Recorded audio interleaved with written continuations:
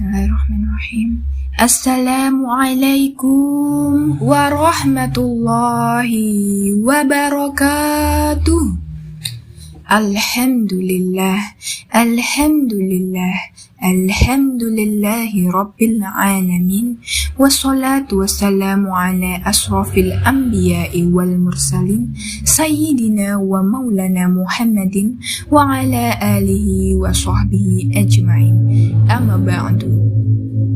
Saya Hidayah Almasari dari KKN PPM UGM periode 2 tahun 2021, kode CT039, unit Kecamatan Ayah, subunit Kalipoh 2. Perkenankan, pada kesempatan kali ini saya menyampaikan materi mentoring agama Islam dengan judul Keutamaan Menuntut Ilmu. Ilmu adalah kunci segala kebaikan dan pengetahuan. Ilmu merupakan sarana untuk menjalankan apa yang Allah Subhanahu wa Ta'ala perintahkan pada kita. Tak sempurna keimanan dan tak sempurna pula amal kecuali dengan ilmu. Dengan ilmu Allah disembah, dengannya hak Allah ditunaikan, dan dengan ilmu pula agamanya disebarkan. Kewajiban menuntut ilmu sebagaimana sabda Rasulullah dalam suatu hadis sahih yang berbunyi, "Thalabul ilmi fardhatun 'ala kulli muslimin", yang artinya menuntut ilmu itu wajib atas setiap muslim. Hadis riwayat Ibnu Majah. Keutamaan menuntut ilmu. Terdapat banyak dalil dari kitab Allah dan sunnah Rasulnya terkait keutamaan ilmu dan pemilik ilmu. Di antaranya adalah yang pertama, memudahkan seseorang mendapatkan surga. Hal ini sebagaimana ditunjukkan oleh hadis Abu Hurairah radhiyallahu anhu, Rasulullah shallallahu alaihi wasallam bersabda, yang artinya, barang siapa menelusuri jalan untuk mencari ilmu padanya, Allah akan memudahkan baginya jalan menuju surga. Hadis riwayat Muslim. Keutamaan ilmu yang kedua, ilmu sebagai amal jariyah. Hadis riwayat Muslim nomor 1631 yang artinya, jika seorang muslim meninggal dunia, maka terputuslah amalannya kecuali 3 perkara, yaitu sedekah jariyah, ilmu yang bermanfaat, atau doa anak yang soleh.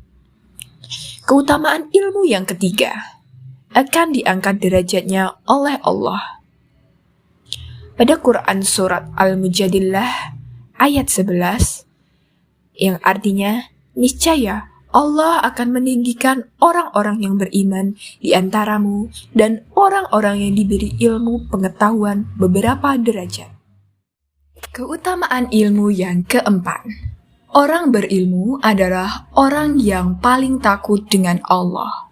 Seperti dalam surat Fatir 28, Allah menjelaskan seseorang dengan ilmu akan lebih memahami bagaimana kehidupan diciptakan dan mendalami pengetahuan tentang kuasa Allah sebagai Sang Maha Pencipta. Orang berilmu akan takut melakukan hal-hal yang mengandung dosa karena ia memiliki pengetahuan akan kekuasaan dan juga kebesaran Allah Subhanahu wa Ta'ala. Keutamaan ilmu yang kelima, orang berilmu diberi kebaikan di dunia dan akhirat oleh Allah Subhanahu wa Ta'ala. Dalam hadis riwayat Bukhari nomor 71 dan Muslim nomor 1037, yang artinya, barang siapa yang Allah kehendaki mendapatkan seluruh kebaikan, maka Allah ilhamkan dia tentang agama. Setelah mengetahui keutamaan-keutamaan ilmu, maka kita harus mengetahui adab dalam menuntut ilmu dan bagaimana kita sebagai seorang muslim menuntut ilmu dengan baik.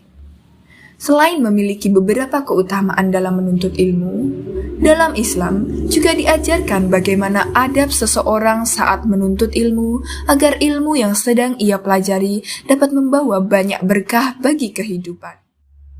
Berikut ini adab-adab menuntut ilmu yang kita perlu ketahui. Adab menuntut ilmu yang pertama dan paling utama adalah niat lillahi ta'ala. Niat utama kita harus karena Allah.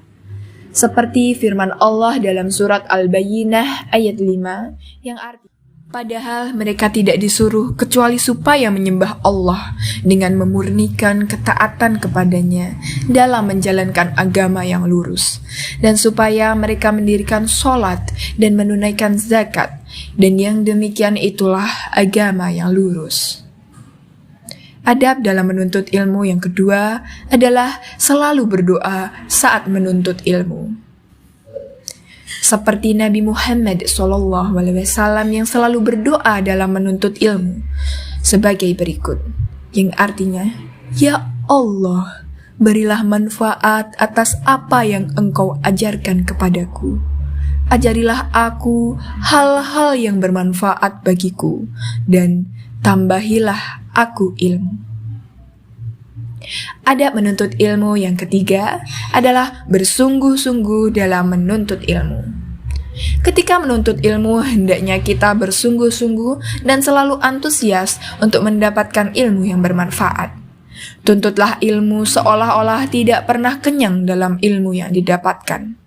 Hendaknya kita selalu berkeinginan untuk menambah ilmu kita. Rasulullah SAW bersabda, "Dua orang yang rakus, yang tidak pernah kenyang, yaitu orang yang rakus terhadap ilmu dan tidak pernah kenyang dengannya, dan orang yang rakus terhadap dunia dan tidak pernah kenyang terhadapnya." Hadis riwayat Al-Baihaqi. Adab menuntut ilmu yang keempat adalah menjauhi maksiat. Agar kita mendapatkan ilmu yang bermanfaat dan penuh berkah, maka kita harus menjauhkan diri dari maksiat. Karena maksiat akan membuat otak menjadi sulit untuk berkonsentrasi, sehingga ilmu yang kita tangkap akan sulit dimengerti. Adab menuntut ilmu yang kelima adalah jangan sombong ketika menuntut ilmu. Jika kita mendapatkan ilmu yang bermanfaat, alangkah baiknya kita harus tetap rendah hati. Jangan merasa sombong ketika kita sudah merasa cukup dengan ilmu yang kita miliki. Adab menuntut ilmu yang keenam adalah menyimak guru saat menuntut ilmu. Menyimak guru atau seorang yang sedang memberikan ilmu kepada kita merupakan salah satu adab dalam menuntut ilmu. Jangan berbicara atau melakukan hal lain yang tidak ada hubungannya sama sekali dengan pelajaran yang disampaikan saat menuntut ilmu. Dalam artian, kita harus fokus mendengarkan dan menyimak. Nah, mulai sekarang, usahakan tetap fokus ya, dan bersungguh-sungguh dalam menuntut ilmu. Tetap semangat menuntut ilmu di mana saja.